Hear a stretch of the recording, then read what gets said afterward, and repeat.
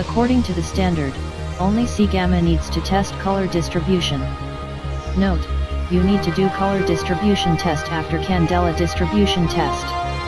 Because the software will calculate the G-axis rotation range for color distribution test according to the candela distribution.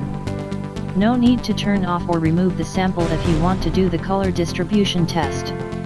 Just click color distribution measurement directly. We do the color property test and also the color distribution test, so don't change any setting here.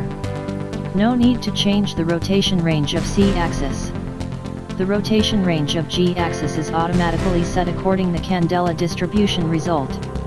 You can set a bigger range, but you can set a smaller range. The spectroradiometer needs integration time for the color temperature measurement. The test speed will be much slower than the candela distribution test. So we can set a bigger interval for both C-axis and G-axis. Then click Start.